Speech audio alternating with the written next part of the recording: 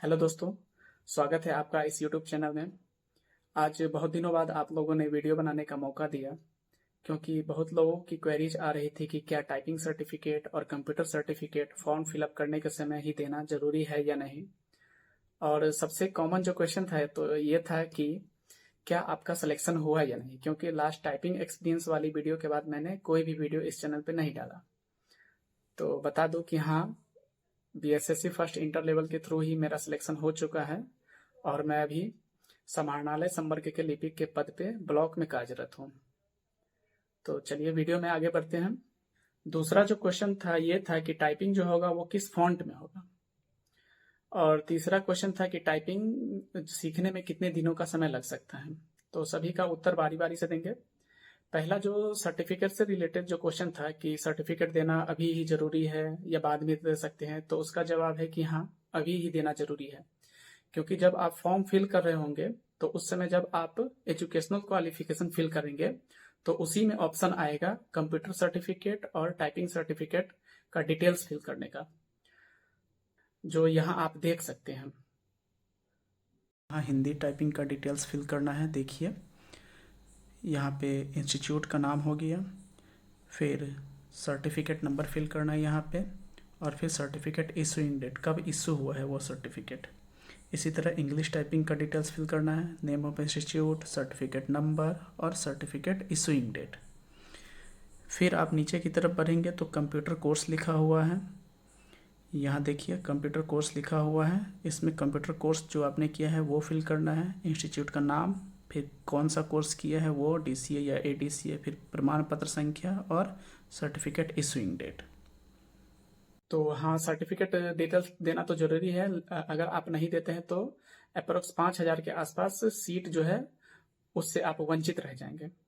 तो जरूर दीजिए। और हाँ, टाइपिंग सर्टिफिकेट वहीं से बनवाए जहां आप सीख रहे हैं या जहां से आप सीख चुके हैं। और जो इंस्टीट्यूट है वो गवर्नमेंट रिकॉग्नाइज्ड होना चाहिए या फिर गवर्नमेंट रजिस्टर्ड होना चाहिए, तभी ये वो मान्य होगा, अदरवाइज दिक्कतें आ सकती हैं बाद में। और दूसरा जो क्वेश्चन था कि टाइपिंग किस फॉन्ट में होगा, तो बता दूं कि जो हिंदी जो टाइपिंग होता है वो मंगल फॉन्ट में होता है, न कि कुर्ती देव में। और जो इंग्लिश टाइपिंग होता है वो जो इंग्लिश रेगुलर फॉन्ट है वही होता है। और तीसरा क्वेश्चन ये था कि टाइपिंग सीखने में कितना समय लगेगा, तो बता दो कि ये पर्सन टू पर्सन वेरी कर सकता है। किसी का फिंगर फास्ट होता है, किसी का फिंगर स्लो होता है, तो इसमें किसी को कम या किसी को ज्यादा समय लग सकता है। और जो लोग पहले से इंग्लिश टाइपिंग सीख चुके हैं उनको हिंदी टाइपिंग सीखने में कम समय लगता है, क्योंकि उनका फिंगर पहले से कीबोर्ड पे एडजस्ट रहता है, जिसके कारण हिंदी टाइपिंग सीखने में कम समय लगता है। और जैसे मेरे बारे में, मैं अपने बारे में कहूँ तो मुझे हिंदी टाइपिंग सीखने में कम समय लगा था। मैंने 2 महीने में ही टाइपिंग सीख लिया था, क्योंकि मुझे पहले से इंग्लिश टाइपिंग आती थी और मेरा फिंगर एडजस्ट था, तो मुझे कम समय लगा।